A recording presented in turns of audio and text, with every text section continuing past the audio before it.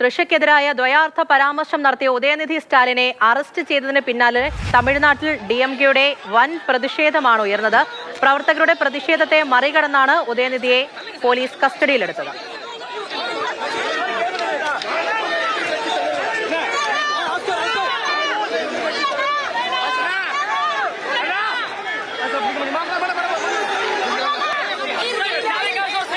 ഉദയനിധി സ്റ്റാലിന്റെ അറസ്റ്റിന് തൊട്ടു പിന്നാലെ തന്നെ തമിഴ്നാട്ടിലുടനീളം DMK പ്രവർത്തകർ തെരുവിലിറങ്ങി. വണ്ടലൂരിൽ പോലീസ് വാഹനം തടഞ്ഞു.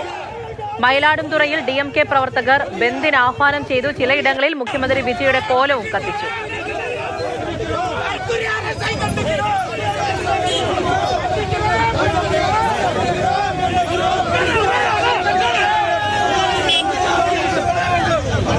അറസ്റ്റിന് പിന്നാലെ തങ്കാശിയിൽ മധുരം വിതരണം ചെയ്ത് TVK പ്രവർത്തകരും രംഗത്തെത്തിയിട്ടുണ്ടായിരുന്നു. ഉദയനിധി സ്റ്റാലിനെ അല്പസമയത്തിനകം തഞ്ചാവൂർ സൗത്ത് സ്റ്റേഷനിലെത്തിക്കും. സ്റ്റേഷന് മുന്നിൽ DMK പ്രവർത്തകർ തടിച്ചുകൂടിയിരിക്കുകയാണ്.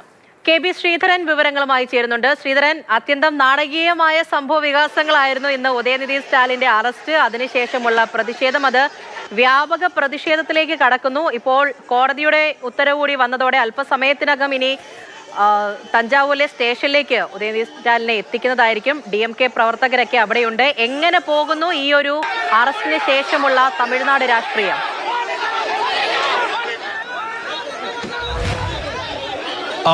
ഉദയനിധി സ്റ്റാലിന്റെ അറസ്റ്റ് വലിയ വിവാദമായിരിക്കുന്നു. രാഷ്ട്രീയ ആരോപണങ്ങളിലേക്ക് അല്ലെങ്കിൽ പ്രത്യാഘാതങ്ങളിലേക്ക് അത് നീങ്ങുന്നു എന്ന് വേണം മനസ്സിലാക്കാൻ. നാളെ ബജറ്റ് സമ്മേളനം ആരംഭിക്കുകയാണ്. ആ സമ്മേളനത്തിൽ പ്രതിപക്ഷ നേതാവ് ഇല്ലാതിരിക്കുന്നതിന് വേണ്ടിയാണ് ഇങ്ങനെയുള്ള ഒരു അറസ്റ്റ് നാടകമെന്നാണ് DMK ഇപ്പോൾ ആരോപിക്കുന്ന ഒരു പ്രധാനപ്പെട്ട ഒരു കാര്യം. അതായത് പ്രതിപക്ഷ ശബ്ദങ്ങളെ ഇല്ലാതാക്കുന്നതിന് വേണ്ടി TVK കളിക്കുന്ന വിജയ് കളിക്കുന്ന ഒരു നാടകമാണ് ഈ ഒരു അറസ്റ്റ് എന്നുള്ള ഒരു ആരോപണമാണ് അവർ ഉന്നയിക്കുന്നത്. ഏറ്റവും പ്രധാനപ്പെട്ട ഒരു കാര്യം, അല്പസമയത്തിനകം തന്നെ വിജയ്യെ തഞ്ചാവൂരിന് സമീപത്തുള്ള തഞ്ചാവൂർ സ്റ്റേഷനിലേക്ക് അല്ല എത്തിക്കുന്നത്. അവിടെ വലിയ DMK പ്രവർത്തകരുടെ വലിയ കൂട്ടം അവിടെയുണ്ട്. അതുകൊണ്ട് തന്നെ ഒരു സംഘർഷ സാധ്യത ഒഴിവാക്കുന്നതിന് വേണ്ടി തഞ്ചാവൂരിനും ട്രിച്ചിക്കുമിടയിലുള്ള സെങ്കപ്പട്ടി എന്ന് പറയുന്ന ഒരു പോലീസ് സ്റ്റേഷനിലേക്കാണ് അദ്ദേഹത്തെ എത്തിക്കുന്നത്. അവിടെ എത്തിച്ച ശേഷം മൊഴിയെടുത്ത് ചോദ്യം ചെയ്ത ശേഷം അദ്ദേഹത്തെ സ്റ്റേഷൻ ജാമ്യത്തിൽ വിട്ടയക്കാനുള്ള നടപടിയാണ് ഇപ്പോൾ പുരോഗമിക്കുന്നത്. സമീപത്തുള്ള ജില്ലകളിൽ നിന്നുള്ള പ്രധാനപ്പെട്ട ഉദ്യോഗസ്ഥരെല്ലാം തന്നെ ഏതാണ്ട് 5 SP-മാരെയാണ് ഇപ്പോൾ അവിടെ സുരക്ഷയ്ക്കായിട്ട് നിയോഗിച്ചിരിക്കുന്നത്.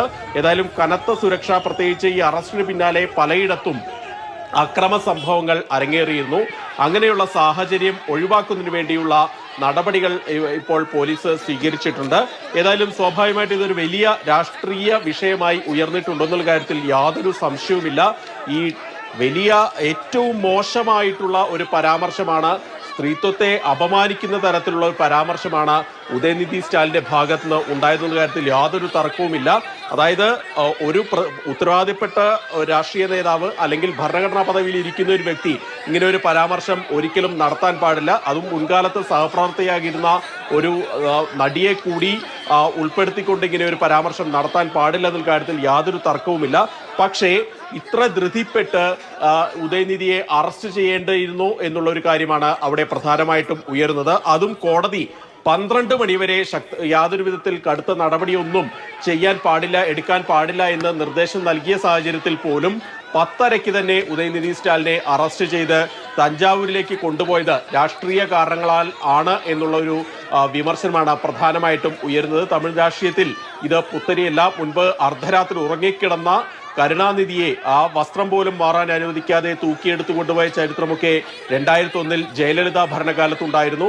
ഇന്ന് സമാനമായിട്ടുള്ളൊരു സ്ഥിതി എന്നൊക്കെ പറഞ്ഞുകൊണ്ടാണ് TVK നേതാക്കൾ പോലും ഇത് സമൂഹ മാധ്യമങ്ങളിൽ പങ്കുവെക്കുന്നത്. ജയലളിതയ്ക്ക് ശേഷം വിജയ്ക്കാണ് ഇത്രയും ധൈര്യമുള്ള ഒരു മുഖ്യമന്ത്രി എന്നൊക്കെ പറഞ്ഞുകൊണ്ടുള്ള ഒരു പ്രതികരണമാണ് സമൂഹ മാധ്യമങ്ങളിൽ പ്രചാരണമാണ് നടക്കുന്നത്. ഏതായാലും ആ അറസ്റ്റിനെ കോടതി തടയുകയാണ് ചെയ്തത്. അതായത് ഇന്ന് തന്നെ വിട്ടയക്കണം, സ്റ്റേഷൻ ജാമ്യത്തിൽ വിട്ടയക്കണം.